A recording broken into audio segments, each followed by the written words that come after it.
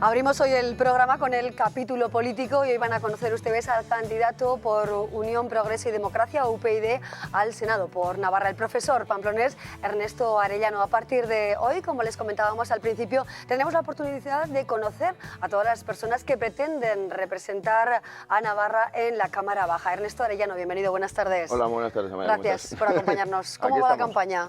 Bueno, la campaña ahí está, ¿no? Nosotros con los medios reducidos que tenemos en este momento hacemos lo que podemos, somos gente que se dedica a lo que sea. Yo soy profesor, el otro es camisero, el otro es ingeniero y tal, entonces nuestros ratos libres, ¿no? Casi de una forma casi amateur, ¿no? Pero con amateur en el sentido de amar, ¿no? O sea, de hacerlo porque queremos, ¿no? Pues hacemos lo que podemos, vamos a las entrevistas cuando nosotros nos invitáis, nosotros encantados de la vida de venir aquí, ¿no? Y comentar un poco el programa, lo que os parezca, ¿no?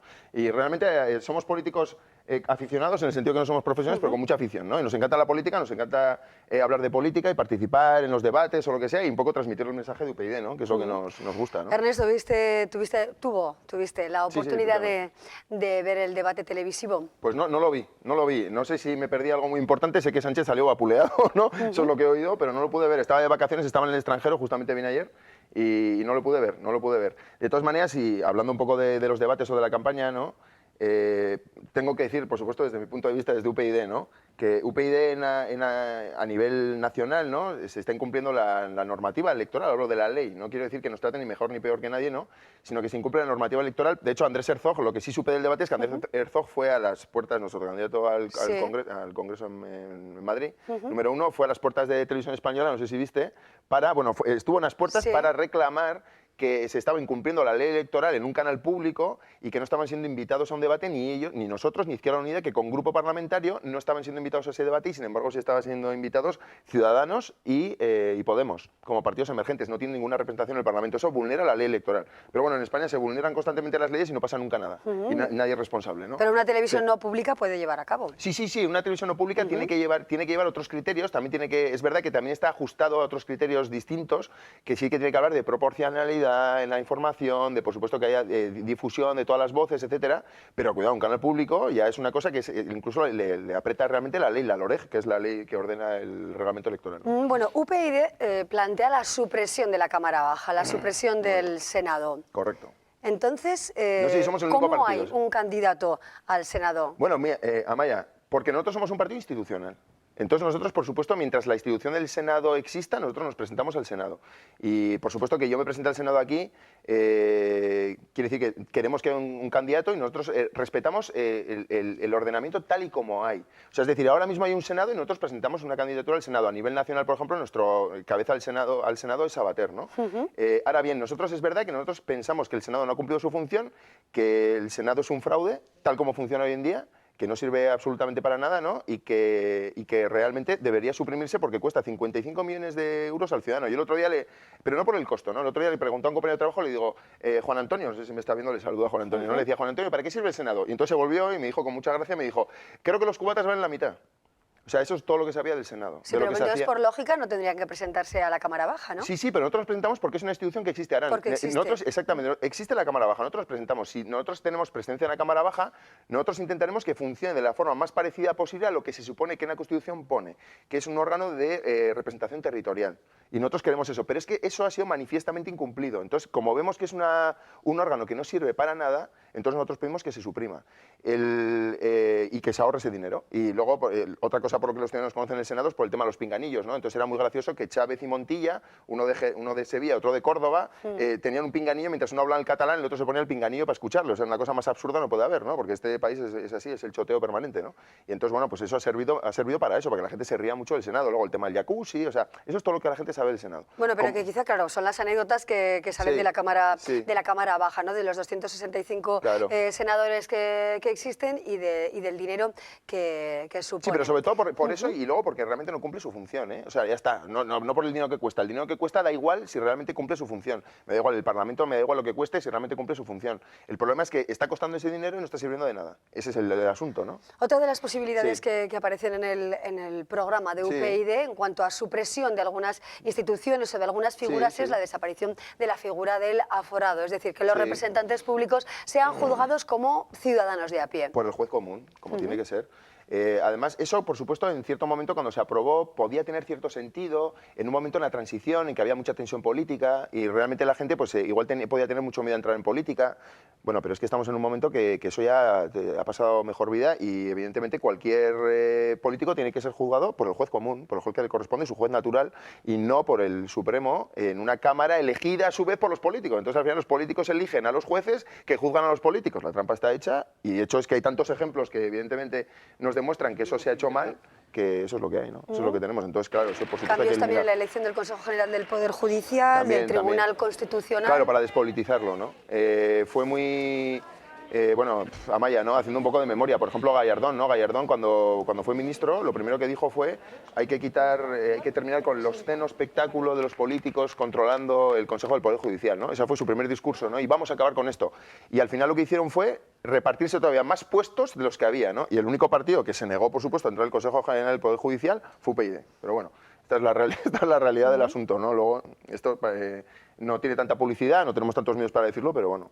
Bueno, las encuestas nos dan representación en la Cámara, ¿no? En principio no estaríais presentes en el Congreso y en el Senado. Y hay un tema que desde luego puede o llama la atención dentro de vuestra formación, UPyD, que es la defensa o no del convenio económico, del régimen propio de la comunidad foral. ¿Cómo explicamos a los navarros que planteáis un cambio en este sentido?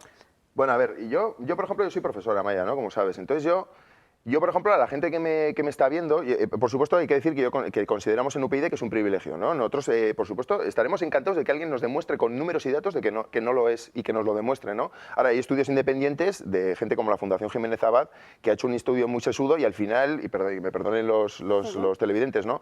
Uno de los ponentes decía, mira, esto de los foros para que todo el mundo me entienda, es una coña marinera, ¿no? O sea, al final ya lo decía así gráficamente, después de dar una ensalada de datos en que hablaba que claramente era un beneficio para nosotros, ¿no?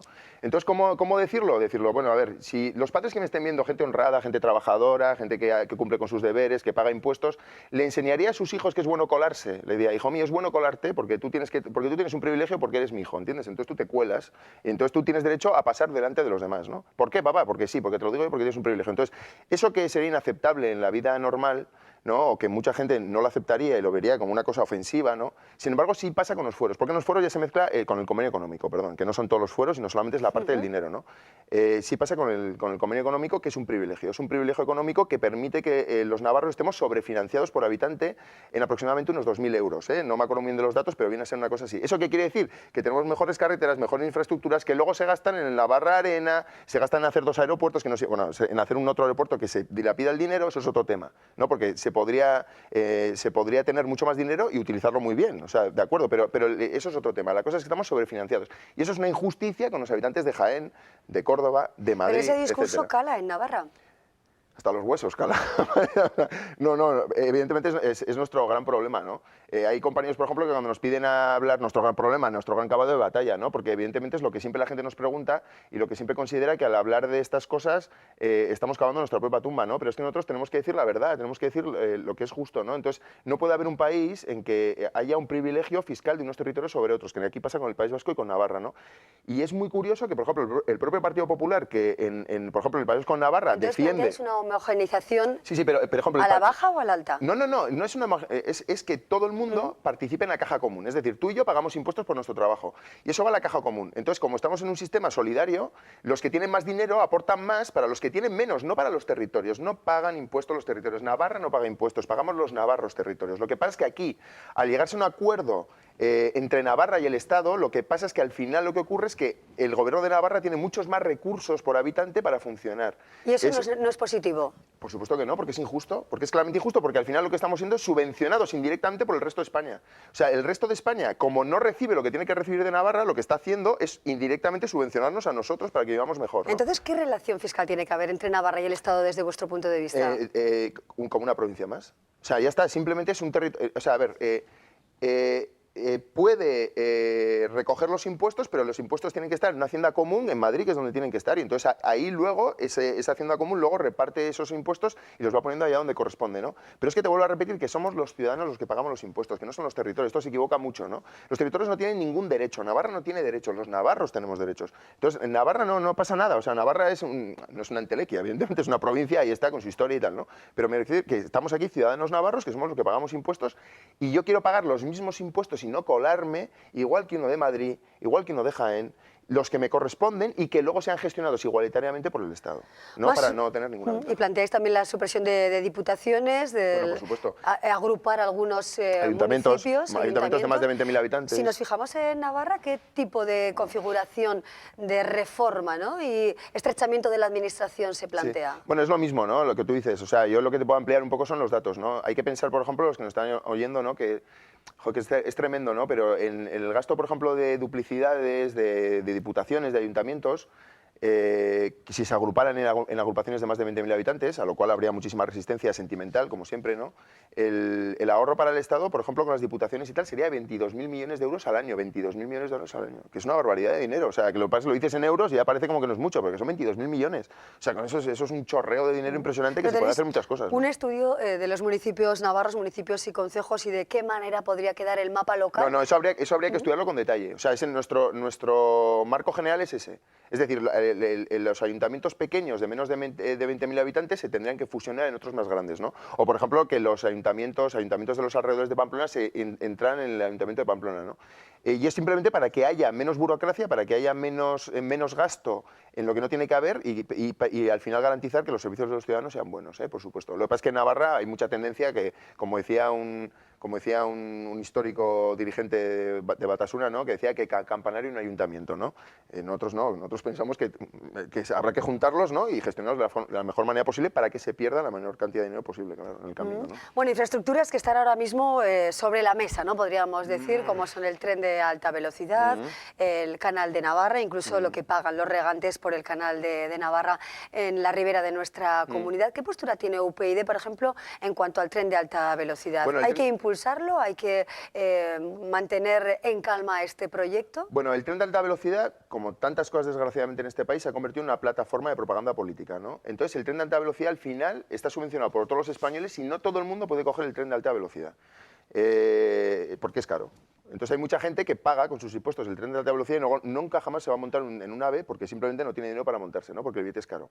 Y luego pasa otra cosa, que en todos los países racionales, que no es desgraciadamente el caso de España, ¿no? Que somos un país muy irracional, a los alemanes les gusta mucho que seamos así, pero luego ellos quieren vivir en Alemania, ¿no? Venir de vacaciones aquí y divertirse está muy bien, pero el AVE, por ejemplo, el problema es que en un país racional las paradas de AVE son muy pocas. O sea, es decir, por ejemplo, si uno va a Francia, se monta en Hendaya, tiene unas pequeñas paradas ahí, que es porque es un sitio muy turístico, luego para en Burdeos y en París tiene 2. O sea, ya está. O sea, es decir, las paradas de AVE son muy pocas porque además el tren de alta velocidad, para que coja velocidad, le hace falta bastantes kilómetros. Pero aquí, cada cacique de su pueblo quiere que el tren de alta velocidad, por supuesto, pare en su pueblo, hacer, por supuesto, el estreno con bombo y platillo. Bueno, pero eso no sería factible, ¿no?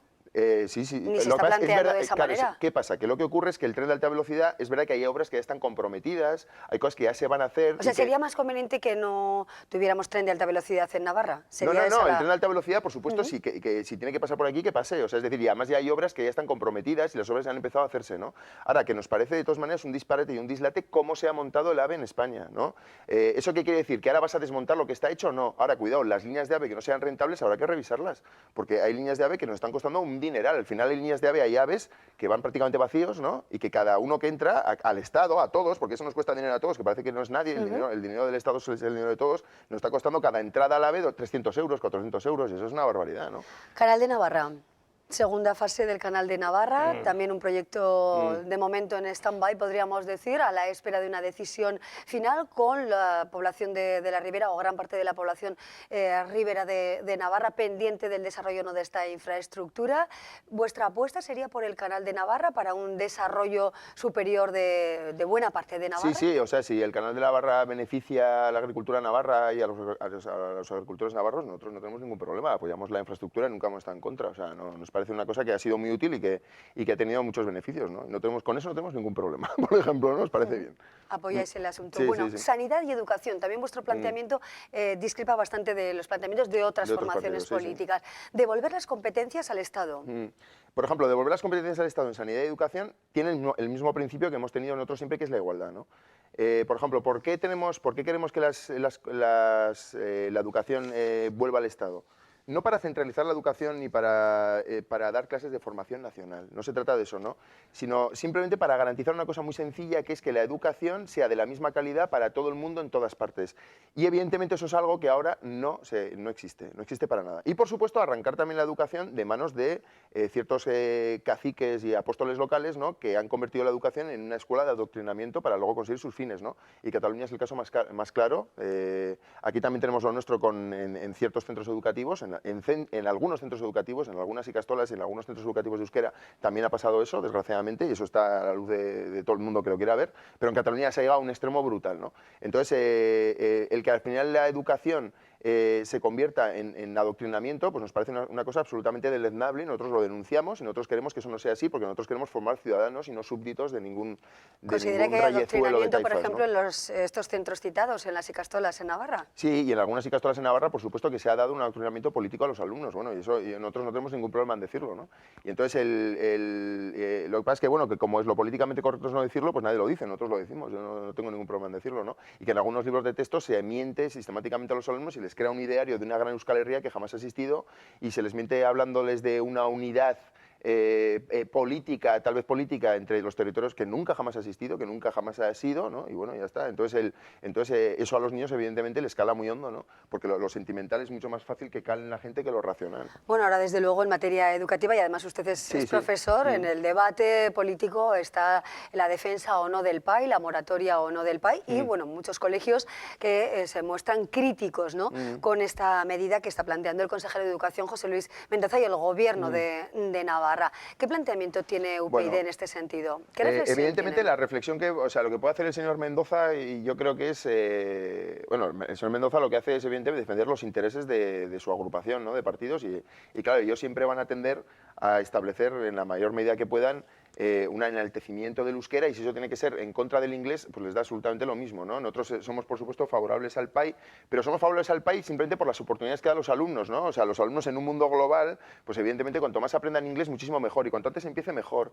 Y yo, por ejemplo, tenemos compañeros en el partido, gente que tiene niños pequeños, y decía, mira, chico, yo en el colegio lo que más me gusta es el PAI, ¿no? Que los chavales desde muy pequeños empiezan a coger el inglés, ¿no? Pero porque eso es lo que les da herramientas para, en un mundo ultra competitivo que nos viene encima, los chicos tengan realmente posibilidades de pelear y de competir en igualdad de condiciones, mientras que otros lo que quieren es que sean unos neosiervos de la gleba, que hablen euskera y que sean felices en los verdes valles, ¿no? En otros eso realmente a nosotros no nos da absolutamente lo mismo, esos sean sus deseos, pero utilizar dinero público para eso nos parece patético, ¿no? Entonces nosotros lo que queremos es que los chavales sean educados para poder tener oportunidades y libertad en la vida. Eso es lo que realmente nos interesa, ¿no? Educación para la ciudadanía, recuperar esa asignatura en vez de religión. Recientemente escuchaba a Fernando Savater, efectivamente planteando esa educación cívica, ¿no? En lugar de la religión. Sí. O sea, que la religión nosotros la respetamos totalmente, por supuesto, ¿no? Pero en materia educativa creemos que la religión tiene que pasar a la esfera privada, y que en ningún centro se tiene que dar clases de religión, ¿no? Que eso forma parte de una decisión familiar que está muy bien. Eso no quiere decir que los centros religiosos concertados dejen de existir, ni mucho menos, ¿no? Y que transmitan esos valores, por supuesto, que emanan de la religión, pero la religión como asignatura no, y que sea sustituida por una asignatura como educación para la ciudadanía, ¿no? Que por supuesto muchos la odian porque a la vez la ven como una especie de adoctrinamiento del alumno. Nosotros no queremos adoctrinar a los alumnos, nosotros lo que queremos es que aprendan a ser buenos ciudadanos, ¿no? Y para aprender a ser ciudadanos hay que estudiar la historia de la democracia, y hay que estudiar qué son los valores humanos, los derechos humanos, y eso evidentemente a los que quieren agavillar al rebaño, pues les sienta mal. Vuestro candidato al Congreso, Jorge Valencia, que también pasará por nuestra programación, hablaba hoy de UPyD como el partido adalid contra la corrupción.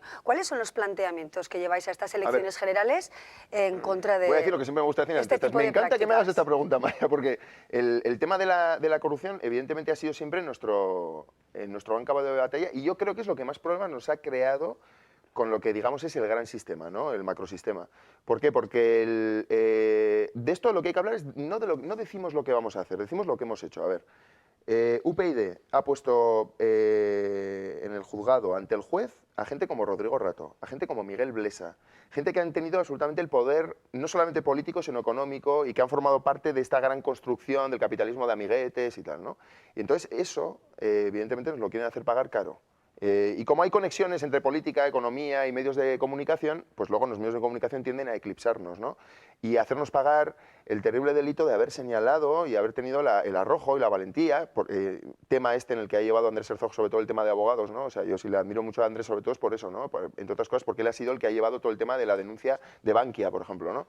Y entonces, porque hemos sido lo que nos hemos atrevido a señalar que el rey está desnudo y efectivamente luego eso el rey, el emperador, te lo quiere hacer pagar, ¿no? Y a nosotros nos lo quiere hacer pagar tratando de apartarnos y de anularlos, ¿no? Y bueno, ya veremos si lo consiguen, ¿no? Ernesto, ¿qué va a defender UPyD en el Senado en el caso de que obtuviera representación por Navarra? ¿Cuáles serían las bases fundamentales o las líneas generales, más ¿no? importantes? Sí, sí.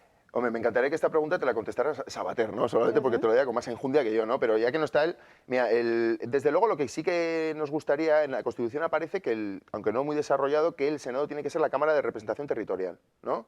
Entonces es verdad que incluso tenga algunas atribuciones, como por ejemplo algún derecho a veto en algunas leyes autonómicas que les pertenezcan, ¿no? Entonces, o que les afecten directamente, y que sea una Cámara de Representación Territorial. Lo que afecta a los territorios directamente, el Senado pueda actuar y el Senado, de hecho, tenga incluso derecho, como te digo, de veto de una ley que llegue del Parlamento, porque no tenga en cuenta los intereses de las comunidades, ¿no? Ahora, ¿qué pasa? Que eso no ha ocurrido y entonces al final el Senado se ha convertido en una Cámara inútil que está en los mismos bloques de partidos que hay en el Parlamento y que teóricamente tiene derecho a veto. Creo que solo una vez se utilizó el derecho a veto y no me acuerdo la ley que fue, volvió al Parlamento, estaba José Bono de presidente y se pasó el veto pues, por donde quiso, ¿no? O sea, que entonces se demostró la inutilidad del Senado, ¿no? Ahora, el Senado, por ejemplo, a nosotros lo que nos preocupa es una cosa, ¿no? Que el Senado tal vez, ahora en este momento, se está convirtiendo, como siempre, bajo manga, fuera de focos, cuando no existen, cuando están los grandes debates y tal, cuando nadie ve nada, en una negociación oculta entre los nacionalistas y los grandes partidos para convertir el Senado en lo que los nacionalistas quieren, tengan derecho a veto, se cambie su sistema de representación para que tengan más peso los nacionalistas y luego incluso se habla de mandar el Senado a Barcelona. Es decir, otra vez contentar al nacionalismo, contentar a los nacionalistas, dejarles tranquilos y aguantar el tirón 4 o 8 años más y luego el que venga detrás que arree, ¿no? Que es la teoría que mucha gente ha dicho. Pero por supuesto que sea Cámara de Representación Territorial. Eso es lo que viene en la Constitución y es lo que nunca se ha desarrollado. Reforma constitucional en lo que se refiere a la eliminación de la transitoria cuarta, ¿vuestra postura? Sí. Nosotros, por supuesto, estamos por eliminarla, ¿no? La transitoria cuarta, lo mismo, se aprobó en un momento en que había que contentar y había que el famoso café para todos, ¿no? Y nosotros pensamos que eso es totalmente eliminable, porque además en la transitoria cuarta, como en otras cosas, se hace referencia a una cosa que es abominable desde el punto de vista democrático, que se habla de los derechos históricos, ¿no? Nosotros lo oímos tanto que nos parece normal, pero tú vas a un francés y le dices que uno de la Vendée reclame sus derechos históricos y es que se matan de la risa directamente, se mueren de la risa, dicen, ¿cómo que derechos históricos? En una democracia no hay derechos históricos, hay derechos individuales de los ciudadanos y se les aplican, no hay derechos históricos de los territorios, ¿no? Entonces en esa gran confusión que vivimos, ¿no? La transitoria cuarta es una cosa más que se utilizó evidentemente para tranquilizar al nacionalismo vasco y darle, digamos, una metadona, ¿no? Para que sus ansias y tal de aspirar Navarra, pues más o menos, por lo menos, se quedan tranquilas, ¿no? Y por supuesto, obligamos por eliminarla totalmente, ¿no? Y que desaparezca. Ernesto Arellano, ¿os pena realmente, hablando coloquialmente, sí. el no pacto, podríamos decir, con Ciudadanos? Ahora que sabemos, bueno, según las encuestas, todo parece indicar, bueno, pues que Ciudadanos pinta mucho en nuestro país, en el escenario político electoral del 20 de diciembre. ¿Es uno de los errores de UPyD? Bueno, a Ciudadanos, por supuesto, que les vaya lo mejor posible, ellos que defiendan su opción, están teniendo todo el apoyo mediático necesario. Albert Rivera es un gran candidato y bueno, y hasta que les vaya lo mejor posible, ¿no? Andrés Herzog también es el nuestro, lo hace muy bien y es un tipo que además ha demostrado lo que puede llegar a hacer, ¿no? En su lucha con la corrupción. Ahora, nosotros fue un error cuando, viendo lo que ha hecho Ciudadanos, por ejemplo, creo que no. Creo que no, porque yo veo, por ejemplo, a Juan Marín, que es el representante de Ciudadanos en Andalucía, cuando Ciudadanos decidió expandirse de una forma muy rápida, ¿no? Y casi alocada a nivel nacional, fue su opción, no les ha salido mal de momento, ya veremos, ¿no? Fue un todo a 100. O sea, al final cogían de cabeza de lista del ayuntamiento, del parlamento aquí y allá, cogían prácticamente al primero que pillaban, ¿no? O al primero que se salía a un sitio y veía un puesto ahí fácil, ¿no? Entonces, por ejemplo, es el caso de Juan Marín, en Andalucía, ¿no? Y Juan Marín ha pactado con el socialismo en Andalucía, pero no es que me parezca mal que haya pactado en socialismo con Andalucía. Si pactan con el socialismo en Andalucía para obligarles realmente a convertir ese reino de taifas y ese califato que tienen montado allá para que realmente se cumpla la ley y para acabar con la corrupción, me parece muy bien. Sí, pero es que no lo han hecho. Pero la es que no lo han proyección hecho, política futura de vuestro partido hubiera sido quizá más positiva de la Bueno, mano es que no de Albert teníamos Rivera. partido, para empezar, habría desaparecido, y no solamente habría desaparecido eso, sino realmente la fortaleza de nuestras ideas y la independencia con la que funcionamos ¿Pero habría qué sido diferencia especialmente diluida. a UPyD de Ciudadanos? Por ejemplo, en el tema de la lucha contra la corrupción, por ejemplo, digo otro dato, ¿no?, concreto.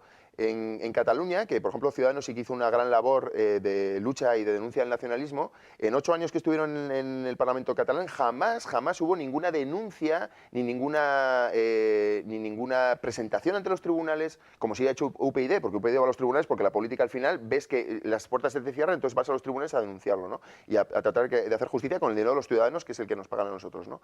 Y entonces Ciudadanos jamás hizo absolutamente nada, ¿no? Luego la forma de expansión territorial de Ciudadanos, es decir, la forma de expandirse, era a través de agrupaciones locales, de agrupaciones de todo tipo, o sea que en un UPyD momentito, no se arrepiente. de agrupaciones, no nos arrepentimos, por supuesto, y que pase lo que tenga que pasar. No, entonces de agrupaciones de todo tipo, que al final era gente que lo único que hacía era asociarse a un grupo mayor con el que venían ciertas posibilidades electorales, ¿no? Pero a veces eran grupos de extrema derecha. Hay que pensar que Ciudadanos, que esto ya nadie se lo recuerda, Ciudadanos en las europeas de estas son las anteriores, fue en coalición con Libertas, que era un partido de extrema derecha, me parece que era en Irlanda o no sé dónde, y era un partido de extrema derecha anti-europeo. Y ellos sí que ¿en qué fueron, esfera se sitúa en este sentido? ¿Más cerca del Partido Socialista, más cerca del Partido Popular, más cerca de Ciudadanos? Eso depende de lo que, depende de qué, depende de qué y depende de la propuesta concreta que se hace.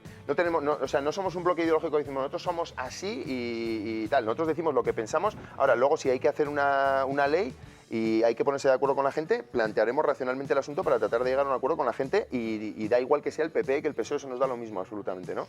Pero que sí que al final, digamos, que consigan acercarse lo más posible a lo que nosotros queremos que sea la política. Bueno, son estas algunas de las propuestas de Unión, Progreso y Democracia, el partido que a través de Ernesto Arellano pretende defender los intereses de Navarra en la Cámara Baja, en el Senado. Ernesto Arellano, muchísimas gracias por acompañarnos. Muchas gracias por la invitación. Y buenas tardes. Vale, muchas gracias. Bueno, abrimos así el programa, hacemos una pausa y luego les presentamos a nuestros siguientes invitados.